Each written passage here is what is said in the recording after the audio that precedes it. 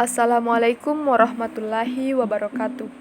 Perkenalkan, nama saya Ulfa Aziz dengan NIM 1904010149. Baiklah, pada video kali ini saya akan menjelaskan sedikit mengenai manajemen proyek. Baik, materi pertama yaitu pengertian manajemen proyek. Jadi, manajemen proyek merupakan suatu tata cara untuk mengatur atau menyusun suatu usaha untuk merencanakan, mengarahkan, dan mengelola sumber penghasilan yang penting untuk menyelesaikan proyek dari awal sampai selesainya proyek tersebut.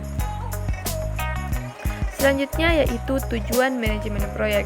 Nah, adapun tujuan-tujuan dari manajemen proyek sebagai berikut. Yang pertama yaitu menyelesaikan dengan tepat waktu. Nah, pada saat menyelesaikan sebuah proyek, maka waktu adalah hal yang sangat dibutuhkan dalam mengerjakannya.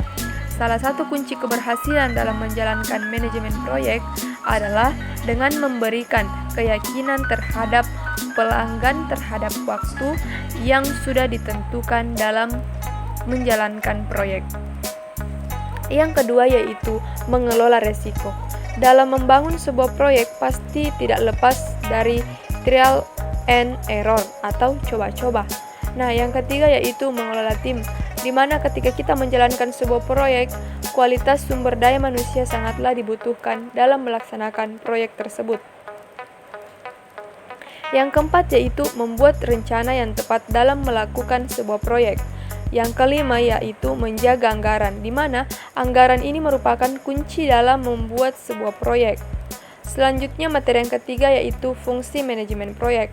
Nah, adapun fungsi manajemen proyek sebagai berikut. Yang pertama yaitu mencakup atau scoping yang menerangkan tentang batas-batas dari suatu proyek. Yang kedua, perencanaan atau planning, di mana mengidentifikasi tugas apa saja yang diperlukan dalam menyelesaikan suatu proyek. Yang ketiga yaitu estimating atau perkiraan. Nah, masing-masing tugas yang dibutuhkan dalam menyelesaikan suatu proyek harus diperkirakan.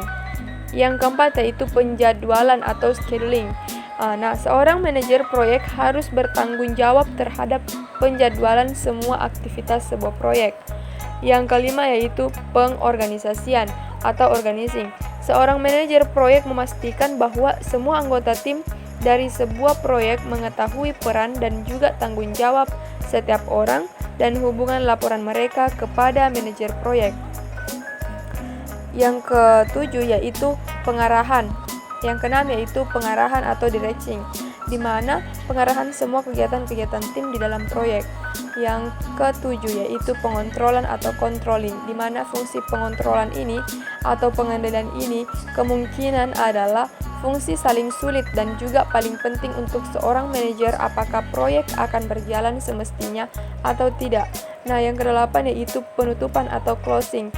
Nah, manajer proyek seharusnya selalu memberikan penilaian keberhasilan atau kegagalan kepada kesimpulan dari suatu proyek yang dijalani.